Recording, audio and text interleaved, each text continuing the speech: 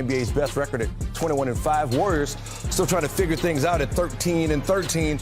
Klay Thompson came to play, sinks a layup, and then a minute later, Thompson off 1 foot for his 12th point of the night. Warriors 3-0 when Thompson scores double digits in the first quarter. Time winding down in the first. Steph Curry, 30 feet, no problem.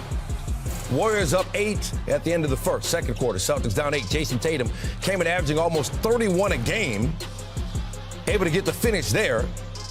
Another look as Tatum and Brown try to keep the Celtics within striking distance, but Tatum 6 for 21. He had 18 points, and the Warriors did that without Andrew Wiggins, who did so well against Tatum in the finals last year. Meanwhile, Thompson 4 for 11 from 3. Steph Curry 6 for 11 from 3. Draws a foul there. You put him on the line for one more. Warriors by 10 after the 4-point play. Just over a minute to play in the half. Tatum with another steal, lobs it up for Jaylen Brown. He led Boston with 31. Celtics make it a 6-point game.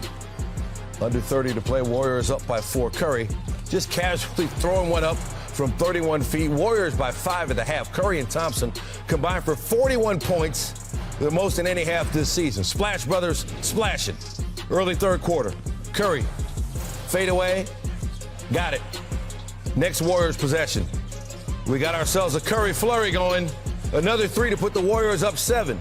Under 4 to go in the third. Warriors by 9. It's Thompson again. Stops and pops. He had 33 through 3 quarters, finished with 34 for the game. 9 minutes to play. Warriors up 15. This is what Warrior fans have been waiting to see from Jonathan Kuminga. The athleticism, the strength, puts the Warriors up 17, and then under 4 to play Curry. Nighty-night, 32 points, 7 assists, 6 rebounds. Warriors win it 123-107. And play defense and compete more than I ever have before. So when you face the best, your game usually reflects that, and you try to rise to the level of competition. Warriors are perfect 14-0 in the regular season when Curry and Thompson scored 30 points in the same game, and keeping that perfect trend since the 14-15 title. Golden State 4-0 in their first rematch against the finals runner-up. Overall, defending champions 45-31 in their first rematch. Well, I'm going to get serious for a second with the both of you, especially you, Perk. And I want to tell you something, Martinell. I want to tell you something right now. And let me throw myself on Front Street. We could sit up there and make fun at me. You know how many damn finals predictions I got wrong? I don't give a damn. You understand what I'm saying? I mean, I got a whole bunch of them wrong. You understand what I'm saying? What I'm trying to say to you, ain't no reason to come on the air and defend yourself today. Perk, listen, man. You were wrong, and we making fun, and all and Steph Curry making fun at you. You laugh at that, my brother. He got you today. That's all. He got you today. You know, it's all in fun. Congratulations to that, brother. Congratulations to the Golden State Warriors, the whole stuff like that. Guess what? You got a lot of stuff right too, Kendrick Perkins. You get on this end, you spit knowledge about basketball every damn day. I'm proud of you, even though you're about 3 times my size, you're still my little brother, and I got love for you. You understand what I'm saying? It's all right, okay? You, Jay Williams, too. You and your cerebral self acting like you in a class at Duke University half the damn time and all of that other stuff. You've been wrong. You were wrong, too. It's okay. You know, smile, relax, enjoy it. You know, this is their day and the whole bit. Now, let me get to another point. Now, let me get back to that. Y'all continue to make me proud because, damn it, Jay, you do it's great of a job you do on radio. You do an even better job on First Take. Can't thank you enough for the job that you do when you show up on this show as well. I'm proud of both of my brothers. But today is my day because I was right and y'all were wrong. And that is that. Now let me say this, okay? I got the Warriors repeating. They are winning the NBA championship again next year.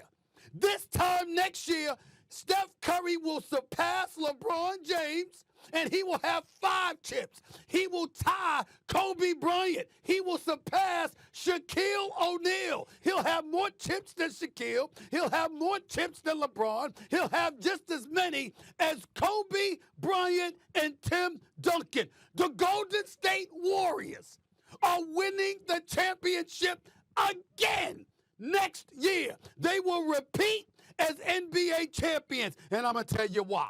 Steph ain't going to fade. The brother's in shape. I don't know how he do it. I got to find out to him about his diet and his condition. I really have to find that out because the brother's doing some things out there. I mean, he looked like he had more energy than dudes 10 years younger than him. All right, Klay Thompson. Thank God he looked in the mirror and he remembered, even though he didn't have the greatest series in the world, he still had moments in the postseason. He remembered who the hell he was. Instead of going out there and trying to prove it, he just played his game. He'll be healthier next year. Klay Thompson gonna be even better. Jordan Poole ain't gonna get worse. And I'm telling you right now, Jonathan Kuminga, he's coming. I don't know what. I believe in this brother. And let me just, I walked by James Wiseman. I mean, listen, I ain't 6'10" like Kendrick Perkins, but damn it, I'm not Mighty Mouse. I ain't 5'5", 5'3". I'm 6'1". I walked by James Wiseman. I came up to here. You understand? The brother's about 6'11", 7 feet. I'm just telling you. And they won a title with Jaja Pajulia. They won a title with Andrew Bogut. Okay, they can win a title when you can insert James Wiseman in for 15 to 20 minutes. Moody is going to be there as well. Otto Porter wants to stay. He wants to be there. I'm just looking at them. I'm looking at the young thoroughbreds on the come up. I'm looking at the experienced veterans with the perimeter shooting. I'm looking at the veteran savviness, the know-how, Steve Kerr's system, and I'm looking at everybody in the West. That's the Clippers. That's Dallas. That's Denver fully healthy. I'm looking at everybody. I'm looking at the Eastern Conference, and I'm telling you right now, the Golden State Warriors, they go transformation of Jason Tatum this season. What has changed so much for the Celtics between the finals and now? Well, first of all, speaking to Steve Kerr before the game, he was talking about the fact that this is a team that's improved its depth, acquiring Malcolm Brogdon, being able to put 5 3-point shooters on the court at the same time. That's something to pay attention to. But for me, the biggest thing is a superstar has arrived in Jason Tatum that has put the basketball world on notice.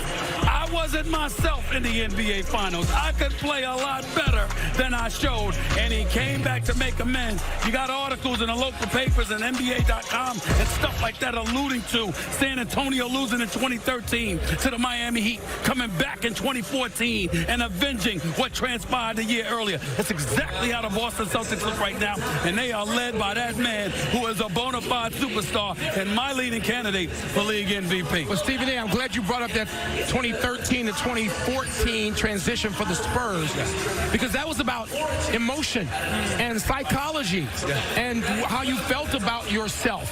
And I think the Celtics have been close so many times, but never closer than last season. They feel, okay, we got this now. We need to take this final step. And they're playing like that. And yes, you can see it with Tatum, but I was with these guys in Phoenix a few days ago. It's the whole roster. It's the whole team, starters, reserves, everybody. Tatum is their most talented player, and Jaylen Brown, by the way, is having a hell of a first half as well. But I think it's the way they feel about themselves in relation to the rest of the league, the best teams in the league, to say, we're as good as anybody, probably better than everybody, let's go. Our colleague Ryan Rucco told this story on a broadcast the other day, Jalen, where he said that Jason Tatum and Jaylen Brown, they had this experience over the summer where people would congratulate them on their run to the finals, and that didn't make them feel better. It made them feel like they have a job to finish here. Absolutely, and for the Boston Celtics, they didn't panic. There were so many last year that felt like maybe you should break this duo up. They continue to double down, and both of those guys improve. Tonight, you're going to see the best collection with these two teams combined of guard play in the NBA. You have Marcus Smart, Jaylen Brown. You have White and Brogdon. And then you have the Splash Brothers for the Golden State Warriors and Jordan Poole. The best collection of guards with two teams combined tonight in the NBA. One of the things I want to bring up, because Jalen and Will Bond have brought this up on several occasions, and they're not wrong. You have people like myself and others. Can Jason Tatum and Jaylen Brown coexist? Let's keep this in mind. Give them credit. But at the same time, understand they're the ones that caused that apprehension, because they weren't getting along with one another as well on the basketball court as you expected. They're the ones that got themselves together, led by Marcus Smart, by the way, holding players accountable, getting in the room, talking with one another, and committing themselves to playing together. And that has been the difference. Once upon a time, they weren't doing that. But also the development within the roster. Like the Warriors are 500, it's because their young players didn't take the leap we thought they'd take, like Wiseman, Kuminga, and Moody. But for the Boston Celtics, their young players like Grant Williams continue to improve, and now all of a sudden, they're the deepest and best team in basketball. And the additions, you look at Brogdon, and you can never assess fully what he does by numbers. I mean, he seems like a fit, like the perfect Celtic character. And so that, to me, Stephen A., facilitates all of that we're talking about, even with Tatum and Brown. Hey, guys, let's not commit a crime here. Let's not mention all of this without mentioning the coach, Mazzulla, who's supposed to be an interim. I mean, this dude is coaching his butt off. They got the best record in basketball, 21-5. And by the way, that San Antonio Spurs team, if I remember correctly, in 2014, for 21-5. So that's the Boston Celtics side of things. I do want to get to the Warriors side of things.